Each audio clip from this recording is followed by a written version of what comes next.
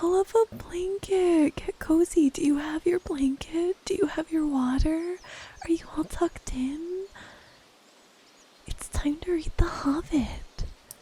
And guys. Page turns. Oh yeah, no, I'm gonna have the full page turns for you guys. You guys can hear me fiddling with the book. Oh yeah, no, we're going for schwanky.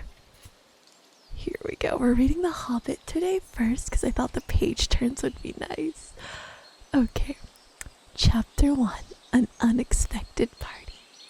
In a hole in the ground there lived a hobbit. Not a nasty, dirty, wet hole, filled with the ends of worms or an oozy smell, nor yet a dry, bare, sandy hole, with nothing in it to sit down on or to eat. It was a hobbit hole, and that meant comfort. Ooh. There we go. It had a perfectly round door like a porthole, painted green with a shiny yellow brass knob in the exact middle. The door opened onto a tube-shaped hall with a tunnel, a very comfortable tunnel without smoke and with paneled walls and floors tiled and carpeted, provided with polished chairs and lots of pegs for hats and coats, for the hobbit was very fond of visitors. The tunnel wound on and on, going fairly, but not quite, straight into the side of the hill. The hill, as all the people around for many miles called it. Where was I? There I was. And many little round doors opened out of it, first on one side and then on another. No going upstairs for the hobbit. Bedrooms, bathrooms, cellars, pantries, lots of these. Kitchens, wardrobes, he had whole rooms devoted to clothes. Dining rooms, all were on the same floor, and indeed on the same passage. The best rooms were all on the left side, going in. For these were the only ones to have windows, deep-set round windows looking over his garden and meadows beyond sloping down to the river. This hobbit was a very well-to-do hobbit, and his name was Baggins. The Bagginses had lived in the neighborhood of the hill for time out of mind, and people considered them very respectable, not only because most of them were rich, but also because they had never had any adventures or did anything unexpected. You could tell what a Baggins would say to any question without the bother of asking him. This is a story of how a Baggins had an adventure and found himself doing and saying things altogether unexpected. He may have lost the neighbor's respect, but he gained, well, you will see whether he gained anything in the end. The mother of our particular hobbit, what is a hobbit? I suppose hobbits need some description nowadays, since they have become rare and shy of the big people, as they call us. They are, or were, a little people, about half our height, and smaller than the bearded dwarves. Hobbits have no beards, and there is little or no magic about them, except the ordinary, everyday sort, which helps them to disappear quickly and quietly when large, stupid folk like you and me come blundering along, making a noise like elephants which they can hear a mile off. They are inclined to be fat in the stomach, and they dress in bright colors, chiefly green and yellow, and wear no shoes because their feet grow a natural leathery sole, and their warm brown hair like the stuff on their heads, which is curly, have long, clever brown figures, good-natured faces, and laugh deep, fruity laughs, especially after dinner, which they have twice a day when they can get it. Now, you know enough to go on with. As I was saying, the mother of this hobbit, of Bilbo Baggins, that is, was the famous Belladonna Took, one of the 3 remarkable daughters of the old Took, head of the hobbits who lived across the water, the small river that ran at the foot of the hill. It was often said in other families that long ago one of the Took ancestors must have taken a fairy wife. That was, of course, absurd, but there was still something not entirely hobbit-like about them, and once in a while, well, members of the Took clan would go and have adventures. They discreetly disappeared and the family hushed it up, but the fact remained that the Tooks were not as respectable as the Bagginses, though they were undoubtedly richer. Not that Belladonna Took had ever had any adventures after she became Mrs. Bungo Baggins. Bungo, that was Bilbo's father, built the most luxurious hobbit hole for her, partially with her money, that was to be found either under the hill or over the hill or across the water, and there they remained to the end of their days. Still, it is probable that Bilbo, her only son, although he looked and behaved exactly like a second edition of his solid and comfortable father, got something a bit queer in his makeup from the Took side, something that only waited a chance to come out. The chance never arrived until Bilbo Baggins was grown up, being about 50 years or so, living in the beautiful hobbit hole built by his father, which I have just described for you, until he had apparently settled down immovably. By some curious chance, one morning long ago in the quiet of the world, when there was less noise and more green... There we go. Less noise and more green, and the hobbits were still numerous and prosperous, and Bilbo Baggins was standing at his door after breakfast, smoking an enormous long wooden pipe that reached nearly down to his woolly toes, neatly brushed. Gandalf came by. Gandalf! Oh, if you had only heard only a quarter of what I had heard about him, and I have only heard very little of all there is to hear, you would be prepared for any sort of remarkable tale. Tales and adventures sprouted up all over the place wherever he went. In the most extraordinary fashion. He had not been down that way Underhill for ages and ages, not since his friend the old Took died, in fact, and the hobbits had almost forgotten what he looked like. He had been away over the hill and across the water on business of his own ever since they were small hobbit boys and hobbit girls. All that the unsuspecting Bilbo saw that morning was an old man and a staff. He had a tall, pointed blue hat and a long gray cloak, and a silver scarf over which his long white beard hung down below his waist, and immense black boots. "Good morning," said Bilbo, and he meant it. The sun was shining and the grass was very green, but Gandalf looked at him from under long, bushy eyebrows that stuck out further than the brim of his shady hat. "What do you mean?" he said. Do you wish me a good morning, or do you mean that is a good morning whether I want it or not? Or do you feel that this good this morning, or that it is a morning to be good on?" "All of them at once," said Bilbo, "and a very fine morning for a pipe of tobacco out of doors into the bargain. If you have a pipe about you, sit down and have a fill of mine. There's no hurry, we have all the day before us." Then Bilbo sat down on a seat by his door, crossed his legs, and blew out a beautiful grey ring of smoke that sailed up into the air without breaking and floated away over the hill. "Very pretty," said Gandalf, "but I have no time to blow smoke rings this morning. I am looking for someone to share in an adventure that I am arranging, and it is very difficult to find anyone." "I would think so in these parts. We are plain, quiet folk and have no use for adventures. Nasty, disturbing, uncomfortable things make you late for dinner. I can't think what anybody sees in them," said our Mr. Baggins, and stuck one thumb behind his braces and blew out another even bigger smoke ring. Then he took out his morning letters and began to read, pretending to take no more notice of the old man. He had decided that he was not quite of his sort and wanted him to go away, but the old man did not move. He stood leaning on his stick and gazing at the hobbit without saying anything, till Bilbo got quite uncomfortable and even a little cross. "Good morning," he said at last. "We don't want any adventures here. Thank you. You might want to try over the hill or across the water." By this he meant that the conversation was at an end. "What a lot of things you use good morning for," said Gandalf. "Now you mean you want to be rid of me, and that it won't be good until I move off." Not at all, my dear sir. Let me see.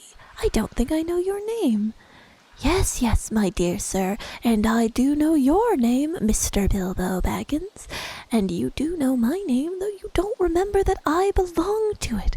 I am Gandalf, and Gandalf means me." "To think that I should have lived to be good morning by Belladonna Took's sons, as if I was selling buttons at the door." Gandalf, good gracious me, not the wandering wizard that gave old Took a pair of magic diamond studs that fastened themselves and never came undone until ordered.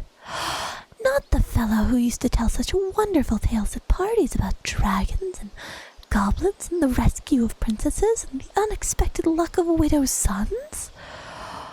Not the man that I used to make such particularly excellent fireworks. I remember those. The old Took used to have them on Midsummer's Eve. Splendid! They used to go up like great lilies and snapdragons and labrums of fire that hang in the twilight all evening. You will notice already that Mr. Baggins's was not quite so prosy as you'd like to believe. Also, that he was very fond of flowers. Dear me, he went on, not the Gandalf that was responsible for so many quiet lads and lasses going off into the blue for mad adventures. Anything from climbing trees to visiting elves or sailing in ships, sailing to other shores. Bless me, life used to be quite you used to quite upset things badly in these parts once upon a time. I beg your pardon, but I had no idea you were still in business." "Where else should I be?" said the wizard. "All the same, I am pleased to find you remember something about me. You seem to remember my fireworks kindly at any rate, and that is not without hope. Indeed, for your old grandfather Took's sake, and for the sake of poor Belladonna, I will give you what you asked for." I beg your pardon, I haven't asked for anything." "Yes, you have. Twice now. My pardon. I give it you. In fact, I will go so far as to send you on this adventure. Very amusing for me, very good for you, and profitable too. Very likely if you'd ever get over it." Sorry? I don't want any adventures, thank you. Not today. Good morning. But please come to tea any time you like. Why not tomorrow? Come tomorrow. Goodbye." And with that, the hobbit turned quickly and scuttled inside his round green door and shut it as quickly as he dared, not to seem rude. Wizards, after all, are wizards. "What on earth did I ask him to tea for?" he said to himself as he went to the pantry. He had only just had breakfast, but he thought a cake or two and a drink of something would do him good after this fright. Gandalf, in the meantime, was still standing outside the door and laughing long but quietly. After a while he stepped up and with a spike on his staff sketched a queer sign on the hobbit's beautiful green French door. He then strode away just about the time when Bilbo was finishing his second cake and beginning to think that he had escaped adventures very well. The next day he had almost forgotten about Gandalf. He did not remember things very well unless he'd put them down on his engagement calendar like this: Gandalf tea Wednesday. Yesterday he had been too flustered to do anything of the kind. Just before tea time there came a tremendous ring on the front doorbell, and then he remembered. He rushed and put on the kettle and put an extra cup and saucer and an extra cake or two and ran to the door. "I am so sorry to keep you waiting," he was going to say, but when he saw it was not Gandalf at all. It was a dwarf with a blue beard tucked into his golden belt and very bright eyes under his dark green hood. As soon as the door was opened, he pushed inside as if he had been expected. He hung his hooded cloak on the nearest peg, and "Dwalin, at your service," he said with a low bow. "Bilbo Baggins at yours, said the Hobbit, too surprised to ask any questions for the moment. When the silence that followed had become uncomfortable, he added, I am just about to make tea. Pray come and have some with me. A little stiff, perhaps, but he meant it kindly. And what would you do if an uninvited dwarf came and hung his things up in your hall without a word of explanation? They had not been at the cave long. In fact, they had hardly reached the third cake when there came another, even louder ring at the bell. Excuse me, said the Hobbit, as he went off to the door. So you have got here at last. That was what he was going to say to Gandalf at this time. But it was not Gandalf. Instead, there was a very old-looking dwarf with a white beard and a scarlet hood, and he too hopped inside as soon as the door was open, just as if he'd been invited. I see they've begun to arrive already, he said, when he caught sight of Dwalin's green hood hanging up. He hung his red one next to it, and Balin, at your service, he said with a hand on his breast. Thank you, said Bilbo with a gasp. It was not the correct thing to say, but they have begun to arrive had flustered him badly. He liked visitors, but he liked to know them before they arrived. He preferred to ask them himself. He had a horrible thought as that the cakes might run short, and then he, as the host, he knew his duty and stuck to it, however painful as he might have to go without. Come along then in and have some tea, he managed to say after taking a deep breath. A little beer would suit me better, Olive, if it's all the same to you, my good sir, said Balin with his white beard. But I don't mind some cake, seed cake if you have any. Lots, Bilbo found himself answering to his own surprise, and he found himself scuttling off to the cellar to find a beer pint mug, and then to the pantry to fetch 2 beautiful round seed cakes, which he had baked that afternoon for his after-supper morsel. When he got back, Balin and Dwalin were talking at the table like old friends. As a matter of fact, they were brothers. Bilbo plumped down the beer and the cake in front of them when aloud came a ring at the bell again, and then another ring. Gandalf for certain this time, he thought as he puffed along the passage. But it was not. It was 2 more dwarves, both with blue hoods, silver belts, and yellow beards, and each of them carried a bag of tools and a spade. In they hopped as soon as the door began to open. Bilbo was hardly surprised at all. What can I do for you, my dwarves? He said. Keely, at your service, said the one, and Feely, added the other, and they both swept off their blue hoods and bowed. At yours and your family, replied Bilbo, remembering his manners this time. Dwalin and Balin are here already, I see, said Keely. Let us join the throng.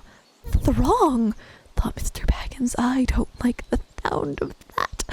I really must sit down for a minute and collect my wits, and I have a drink. He had only had a sip in the corner while the 4 dwarves sat around the table and talked about mines and gold and trouble with goblins and the depredations of dragons and lots of other things which he did not understand and did not want to, for they sounded much too adventurous when ding-dong-a-ling-a-dang, its bell rang again as if some naughty little hobbit boy was trying to pull the handle off. Someone at the door, he said, blinking. Some 4, I should say by the sound, said Feely. Besides, we saw them coming along behind us in the distance. The poor little hobbit sat down in the hall and put his head in his hands, and wondered what had happened and what was going to happen, and whether they would all stay to supper. Then the bell rang again, louder than ever, and he had to run to the door. It was not 4 after all, it was 5. Another dwarf had come along while he was wandering in the hall. He had hardly turned the knob before they were all inside, bowing and saying, at your service, one after another. Dori, Nori, Ori, Oin, and Gloin were their names, and very soon 2 purple hoods, a grey hood, a brown hood, and a white hood were hanging on the pegs, and off they marched with their broad hands already stuck in their gold and silver belts to join the others. Already it had almost become a throng. Some called for ale, and others for porter, one for coffee, and all of them for cakes. So the Hobbit was kept very busy for a while. A big jug of coffee had just been set in the hearth, the seed cakes were gone, and the dwarves were starting on a round of butter scones, when there came a loud knock, not a ring, but a hard rat-tat on the Hobbit's beautiful green door. Somebody was banging with a stick. Bilbo rushed along the passage, very angry and altogether bewildered and bewildered. This was the most awkward Wednesday he had ever remembered. He pulled open the door with a jerk, and all they fell in, one on top of the other. More dwarfs, 4 more, and there was Gandalf behind, leaning on his staff and laughing. He had made quite a dent on the beautiful door. He had also, by the way, knocked out a secret mark that he had carefully put there the morning before. Carefully, carefully, he said. It's not like you, Bilbo, to keep friends waiting on the mat, and then open the door like a pop gun. Let me introduce Bifur, Bofer, Bomber, and especially Thorin. At your service, said Bifur, Bofer, and Bomber, standing in a row. Then they hung up 2 yellow hoods and a pale green one, and also a sky blue one with a long silver tassel. This last one belonged to Thorin, an enormously important dwarf, who was none other than the great Thorin Oakenshield himself, who was not at all pleased at falling flat on Bilbo's mat, with Bifur, Bofer, and Bomber on top of him. For one thing, Bomber was immensely fat and heavy. Thorin indeed was very haughty, and said nothing about service, but poor Mr. Baggins said he was sorry so many times, that at last he grunted, Pray don't mention it," and stopped frowning. "Now we are all here," said Gandalf, looking at the row of 13 hoods, the best detachable party hoods, and his own hat hanging on the pegs. "Quite a merry gathering, I hope. That there is something left in the late corners to eat and drink. What's that? Tea? No, thank you. A little red wine, I think that's for me." "And for me," said Thorin. "And raspberry jam and apple tart," said Bifur. "And mince pies and cheese," said Bofer. "And pork pie and salad," said Bomber. "And more cakes and ale and coffee, if you don't mind," called the other dwarfs through the door. "Put on a few eggs, there's a good fellow," called after him as the Hobbit stumped off to the pantries. "And just bring out the cold chicken and pickles." "Seems to know as much about the inside of my larders as I do myself," thought Mr. Baggins, who was feeling positively flummoxed, and was beginning to wonder whether a most wretched adventure had not come right into his house. By the time he had gotten all the bottles and dishes and knives and forks and glasses and plates and spoons and things piled up on big trays, he was getting very hot and red in the face and annoyed. "Confused to King, bother these dwarves," he said aloud. "Why don't they lend a hand?" And lo and behold, there stood Balin and Dwalin at the door of the kitchen, and Fili and Kili behind them, and before he could say knife, they had whisked the trays and a couple of small tables into the parlor and set out everything afresh. Gandalf sat at the head of the party with the 13 dwarves all around, and Bilbo sat at a stool by the fireside, nibbling on a biscuit. His appetite was quite taken away, and trying to look as if this was all perfectly ordinary and not in the least an adventure. The dwarves ate and ate and talked, and time got on, and at last they pushed their chairs back, and Bilbo made a move to collect the plates and glasses. "I suppose you'll all stay for supper?" he said in his politest unpressing of tones. "Of course," said Thorin, "and after we shan't get through the business till late, and we must have some music first. Now to clean up." Thereupon the 12 dwarves, not Thorin, he was too important and stayed talking to Gandalf, jumped up to their feet and made tall plates of all the things. Off they went, waiting for trays, balancing columns of plates, each with a bottle on top with one hand, while the Hobbit ran after them, almost squeaking with fright. Please be careful, and please don't trouble. I can manage. But the dwarves only started to sing. Chip the glasses and crack the plates, blunt the knives and bend the forks. That's what Bilbo Baggins hates. Smash the bottles and burn the corks.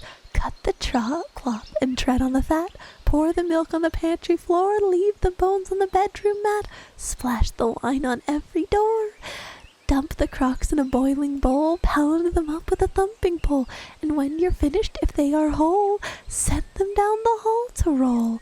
That's what Bilbo Baggins hates, so carefully, carefully with the plates. And of course they did none of these dreadful things, and everything was cleaned and put away as quick and as lightning, while the Hobbit was turning around and round in the middle of the kitchen, trying to see what they were doing. Then they went back and found Thorin with his feet on the fender, smoking a pipe. He was blowing the most enormous smoke rings, and wherever he told one to go, it went up the chimney, or behind the clock on the mantelpiece, or under the table, or round and round the ceilings. But wherever it went, it was not quick enough to escape Gandalf. Pop! He sent a smaller smoke ring from his short clay pipe straight through each of Thorin's. Then Gandalf's smoke ring would go green and come back to hover over the wizard's head. He had a cloud of them about them already, and in the dim light it made him look strange and sorcerous. Bilbo stood still and watched. He loved smoke rings. And then he blushed to think how proud he had been yesterday mornings of the smoke rings he had sent up the wind and over the hill. Now for some music, said Thorin. Bring out the instruments. Fili and Kili rushed for their bags and brought in little fiddles. Dori, Nori, and Ori brought out some flutes from inside their coats. Bomber produced a drum from the wall, and Biffer and Bover went out too and came back with clarinets that they had left among the walking sticks. Dwalin and Balin said, Excuse me, I had left mine on the porch. Just bring mine in with you, said Thorin. They came back with vials as big as themselves, and with Thorin's harp wrapped in a green cloth.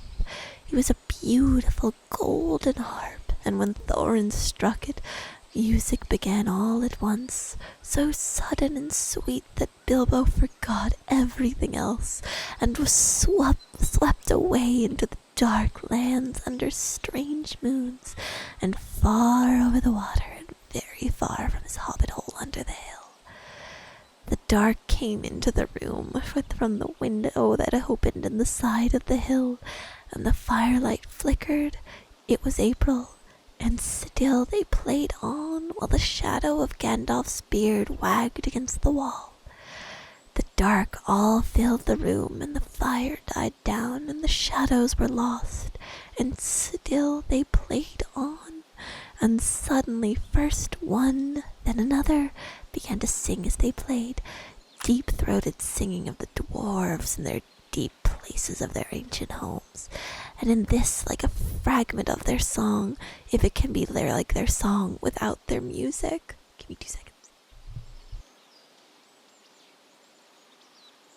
There we go. Far over the misty mountains cold, to dungeons deep and caverns old, we must away ere break of day, to seek the pale enchanted gold. The dwarves of yore made mighty spells, where hammers fell like ringing bells, in places deep where dark things sleep, in hollow halls beneath the fells. For ancient king and elvish lord, there many a gleaming golden hoard, they shaped and wrought in light they caught, in hidden gems on hilt of sword. On silver necklaces they strung, the flowering stars on crowns they hung. In dragon fire, in twisted wire, they meshed the light of moon and sun. Far over the misty mountains cold, to dungeons deep and caverns old, we must away ere break of day, to claim our long forgotten gold. Goblets they carved there for themselves, and harps of gold where no man delves. There lay a long and many a song, was sung unheard by men or elves. The pines were roaring on the height, the winds were moaning in the night. The fire was red, it flaming spread, the trees like torches blazed with light. The bells were ringing in the dale, and men looked up with faces pale. The dragon's ire, more fierce than fire, laid low their towers and houses frail. The mountains smoked beneath the moon, the dwarves, they heard the tramp of doom. They fled their hall to dying fall, beneath his feet, beneath the moon. Far over the misty mountains grim, to dungeons deep and caverns dim, we must away ere break of day, to win our harps and gold from him. As they sang, the hobbit felt the love of beautiful things made by hands, and a cunning and love of magic moving through him, a fierce and jealous love, the desire of the hearts of dwarves. Then something tookish woke up inside him, and he wished to go see the great mountains, and hear the pine trees and the waterfalls, and explore the caves, and wear a sword instead of a walking stick.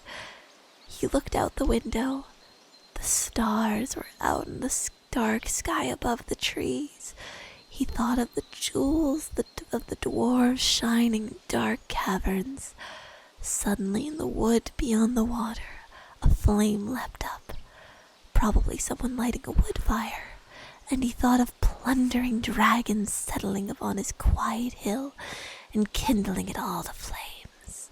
He shuddered, and very quickly he was a plain Mr. Baggins of Bag End under hill again. He got up trembling. He had less than half a mind to fetch the lamp, and more than half a mind to pretend to, and go out and hide behind the beer barrels in the cellar, and not to come out again until all the dwarfs had gone away.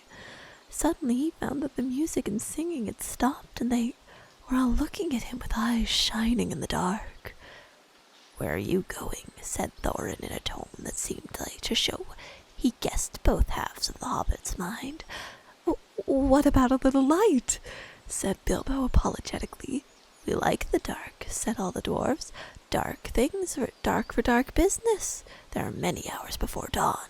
Of course," said Bilbo, and sat down in a hurry. He missed the stool and sat in the fender, knocking over a poker and shovel with a crash. "Hush," said Gandalf. "Let Thorin speak." And this is how Thorin began. "Gandalf, dwarves, and Mr. Baggins, we are met together in the house of our friend and fellow conspirator, this most excellent and audacious hobbit. May the hair on his toes never fall out. All praise to his wine and ale." He paused for breath and for a polite remark from the hobbit, but the compliments were quite lost on poor Mr. Baggins, who was wagging his mouth and protested at being called audacious and, worst of all, fellow conspirator. So no noise came out, and he was so flummoxed. So Thorin went on.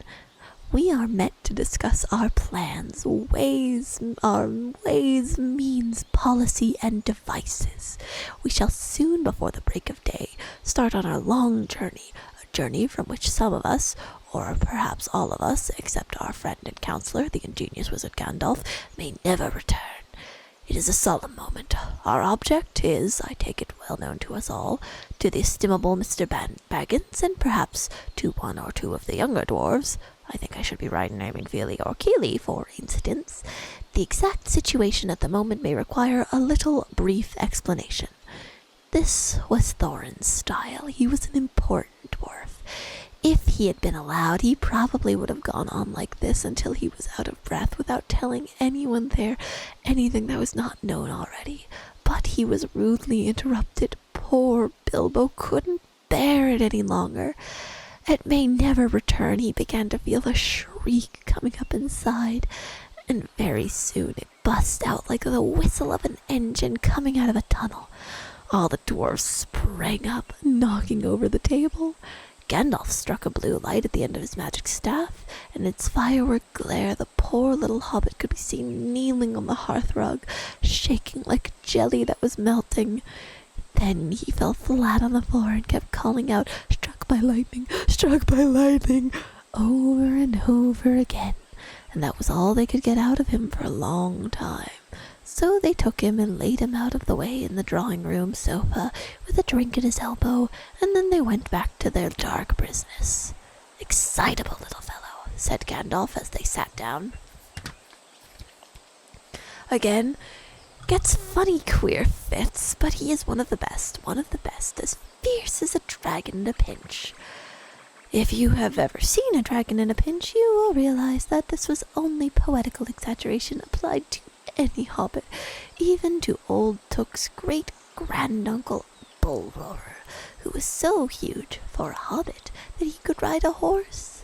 He charged the ranks, the fields of goblins on Mount Graham in the battle for the green fields, and knocked off their king Golfinbull's head clean off with a wooden club. It sailed 100 yards through the air and went down a rabbit hole, and in this way the battle was won, and so was the game of golf invented at the same time. In the meanwhile, however, Bullroarer's gentle descendant was reviving in the drawing-room. After a while and a drink, he crept nervously to the door of the parlor. This is where he heard Gloin speaking, "Humph," or some snort, more or less like that. Will he do you think? It is all very well for Gandalf to talk about this hobbit being fierce, but one shriek like that in the moment of excitement would be enough to wake the dragons and all his relatives and kill the lot of us. I think it sounded more like fright than excitement. In fact, if it had not been for the sign on the door, I should have been sure that we'd come to the wrong house. As soon as I clapped my eyes on the little fellow bobbing and puffing on the mat, I had my doubts. He looks more like a grocer than a burglar. Then Mr. Baggins turned the handle and went in. The Took side had won. Suddenly he felt that he would go without bed and breakfast to be thought fierce. As for a little fellow bobbing on the mat, it almost made him fierce. Many a time afterwards, Bill the Baggins part regretted what he did now, and he said to himself, "Bilbo, you were a fool and walked right in and put your foot in it." "Pardon me," he said.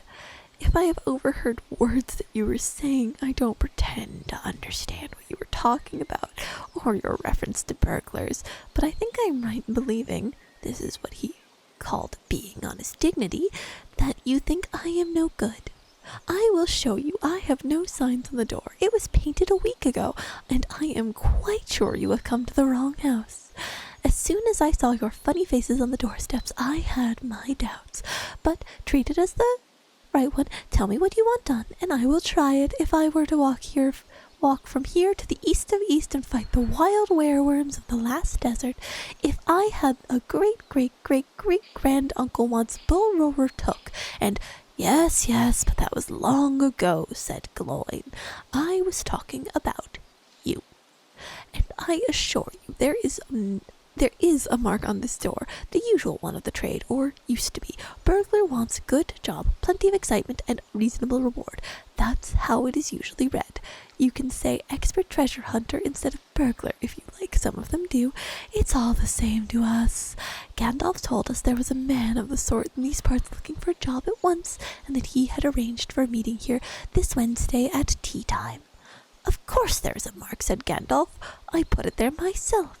For very good reason. You asked me to find the 14th man of your expedition, and I chose Mr. Baggins. Just let anyone say I chose the wrong man or the wrong house, and you can stop at 13 and have all the bad luck you like, or go back to digging coal." He scowled so angrily at Gloin that the dwarf huddled back in his chair. And when Bilbo tried to open his mouth to ask a question, he turned and frowned at him and stuck out his bushy eyebrows, till Bilbo shut his mouth tight with a snap. "That's right," said Gandalf. "Let us have no more argument. I have chosen Mr. Baggins, and that ought to be enough for you all. If I say he is a burglar he is, or will be when the time comes. There's a lot more in him than you guess, and a deal more than he has any idea of himself. You may, possibly, all live thanks to me yet. Now, Bilbo, my boy, fetch the lamp, and let's have a little light on this." On the table, in the light of a big lamp with a red shade, spread a piece of parchment, rather like a map. This was made by Thror, your grandfather, Thorin. Oh. Hydrate.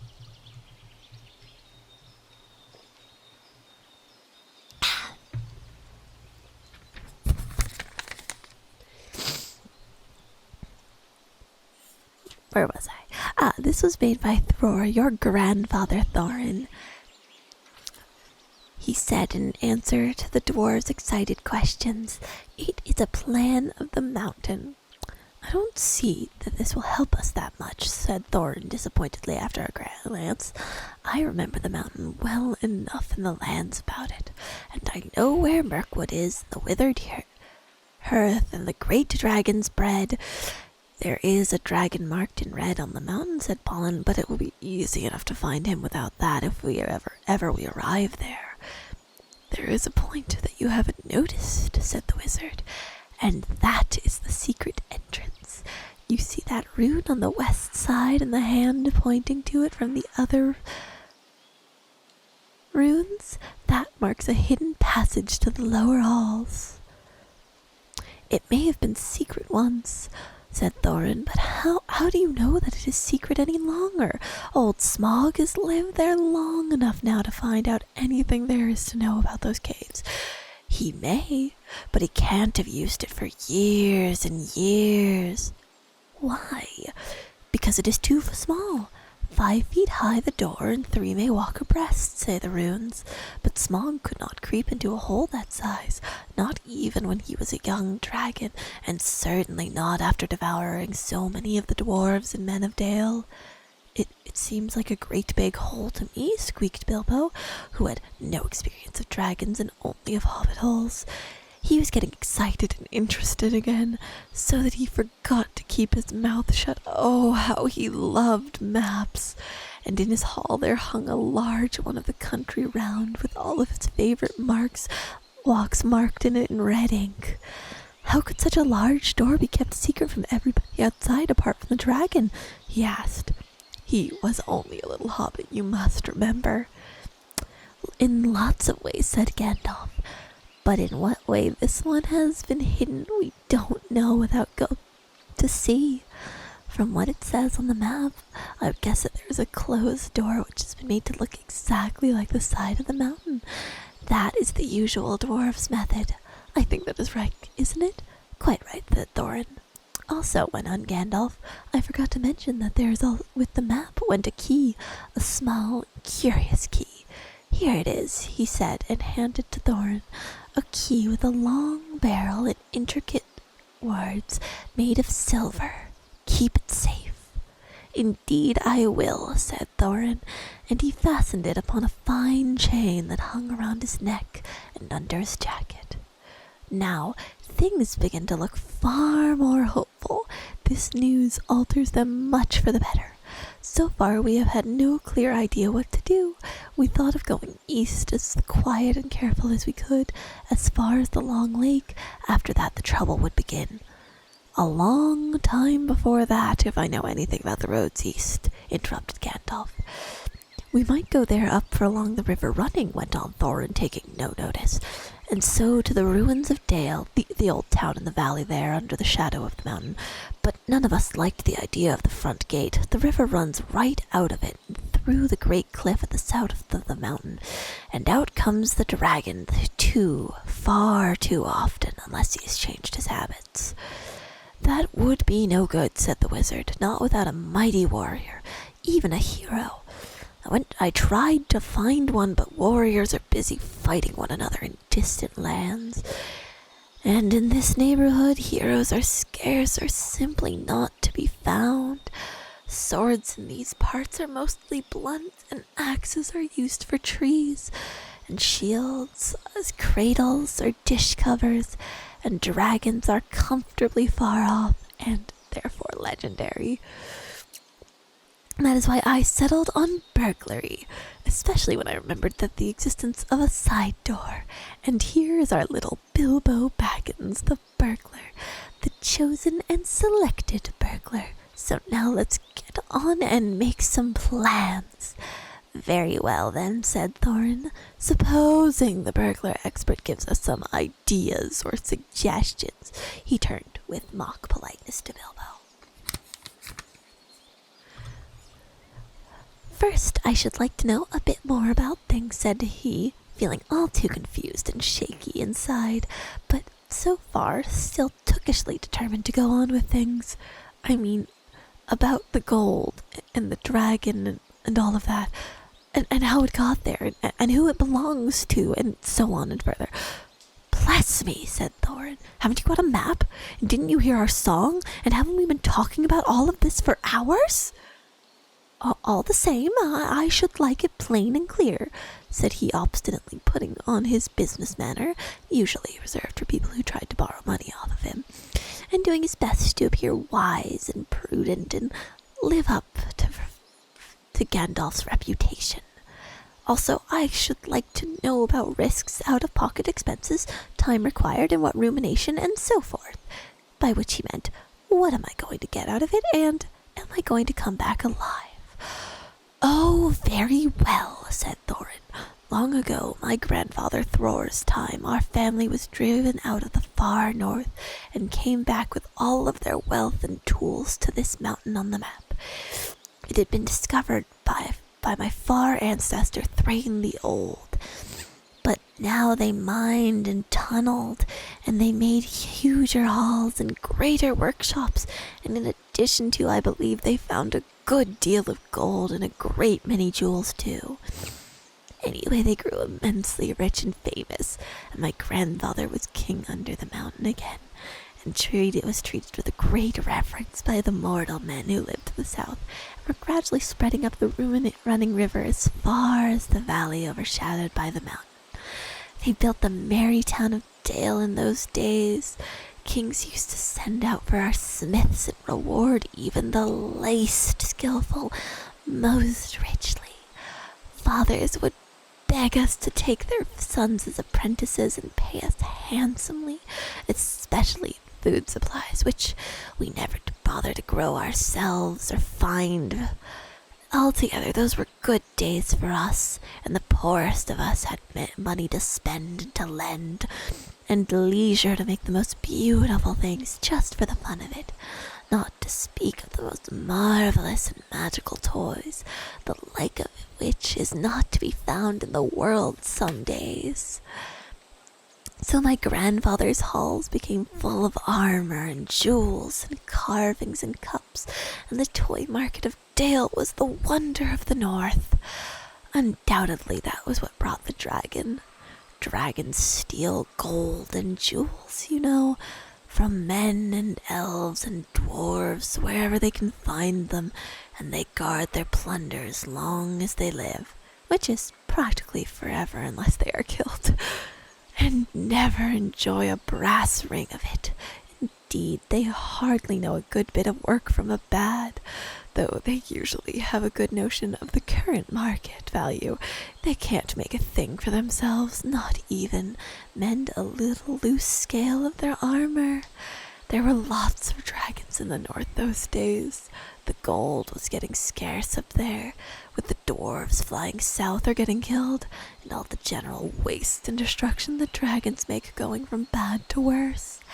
There was most specially greedy, strong, and wicked worm called Smog. One day he flew up into the air and came south. The first we heard of it was a noise like a hurricane coming from the north, and the pine trees on the mountain creaking and cracking in the wind. Some of the dwarfs who happened to be outside, I was one luckily, a fine adventurous lad in those days, always wandering about, and it saved my life that day. Well, a good way off, we saw the dragon settle on our mountain in a spout of flame. Then he came down the slopes and reached the woods. They all went up in fire. By that time, all the bells were ringing in Dale and the warriors were arming. The dwarves rushed out of the great gate, but there was the dragon waiting for them. None escaped that day. The river rushed up in a steam, and a fog fell on Dale, and in the fog the dragon came upon them and destroyed most of the warriors. The usual unhappy story. It was only too common in those days. Then he went back and crept in through the front gate and routed out all the halls and lanes and tunnels, alleys, cellars, mansions, and passages. After that, there were no dwarves left alive inside, and he took all their wealth for himself. Probably, for that is the dragon's way. He has it all piled up in a great heap far inside and sleeps on it as a bed. Later, he used to crawl out of the great gate and come by night to Dale and carry away the people, especially maidens, to eat, until Dale was ruined. And all the people dead or gone. What goes on there I don't know for certain, but I don't suppose anyone lives nearer to the mountain than the far edge of the long lake nowadays. The few of us that were well outside sat and wept in hiding and cursed Smog. And there we were unexpectedly joined by my father and grandfather with singed beards. They looked very grim, but they said very little. When I asked how they had gotten away, they told me to hold my tongue and said that one day in the proper time I should know. After that we went away, and we had to earn our livings as best we could up and down the lands, often enough sinking as low as blacksmith work or even coal mining. But we have never forgotten our stolen treasure, and even now, when I will allow it, we have a good bit laid by, and we are not so badly off. Here Thorn stroked the gold chain around his neck. We still mean to get it back and bring our curses home to Smog if we can. I have often wondered about my father and grandfather's escape. I see now they must have had a private side door, which only they knew about. But apparently they made a map, and I should like to know how Gandalf got hold of it, and why it did not come down to me, the rightful heir. I did not get a hold of it, I was given it, said the wizard. Your grandfather Thror was killed, you remember, in the mines of Moria by Azog the Goblin. Curse his name, yes, said Thorin, and Thrain, your father, went away on the 21st of April 100 years ago last Thursday, and has never been seen by you since. True, true, said Thorin. Well, your father gave me this to give to you, and I have chosen my own time and way of handing it over. You can hardly blame me, considering the trouble I had to find you. Your father could not remember his own name when he gave me the paper, and he never told me yours. So on the whole, I think I ought to be praised and thanked. Here it is, he said, handing the map to Thorin. I don't understand, said Thorin, and Bilbo felt he would have liked to say the same. The explanation did not seem to explain. Your grandfather, said the wizard slowly and grimly, gave the map to his son for safety before he went to the mines of Moria. Your father was killed, went away to try his luck with the map after your grandfather was killed, and a lot of adventures of a most unpleasant sort he had, but never got near the mountain. How he got there I don't know, but I found him a prisoner in the dungeons of the necromancer. Whatever were you doing there? Said Thorin with a shudder, and all the dwarfs shivered. Never you mind, I was finding things out as usual, and a nasty, dangerous business it was. Even I, Gandalf, only just escaped. I tried to save your father, but it was too late. He was witless and wandering, and had forgotten almost everything except the map and the key. We have long ago paid the goblins of Moria, said Thorin. We must give thought to the necromancer. Don't be absurd! He is an enemy far beyond the power of all the dwarves put together.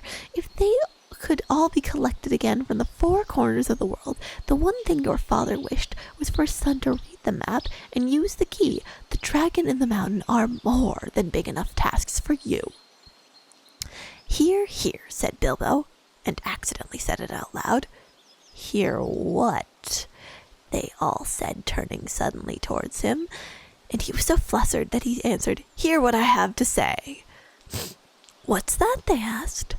Well, I should say that you ought to go east and have a look around. After all, there is the side door, and dragons must sleep sometimes, I suppose, if you sit on the doorstep long. Enough, I dare say you will think of something, and well, don't you know, I think we've talked long enough for one night. See what I mean? What about bed and an early start and all that? I will give you a good breakfast before you go. Before we go, I suppose you mean, said Thorin. Aren't you the burglar? And isn't sitting on the doorstep your job? And not getting inside the door? But I agree about bed and breakfast. I like 6 eggs with my ham when starting out on a journey, fried, not poached, and mind you don't break them. After all the others had ordered their breakfast without much as a please, which had annoyed Bilbo very much, they all got up. The Hobbit had to find room for them all and filled up all his spare rooms, and made beds on chairs and sofas before he got them all stowed and went to his own little bed, very tired and not altogether happy. One thing he did make up his mind about was not to bother to get up early and cook everyone else's wretched breakfast. The tookishness was wearing off, and he was now not quite so sure that he was going on any journey in the morning. As he lay in bed, he could still hear Thorin humming into himself in the best bedroom next to him. Far over the misty mountains cold, to dungeons deep and caverns old, we must away ere break of day, to find our long-forgotten gold. Bilbo went to sleep with that in his ears, and it gave him very uncomfortable dreams. It was long after the break of day when he woke up,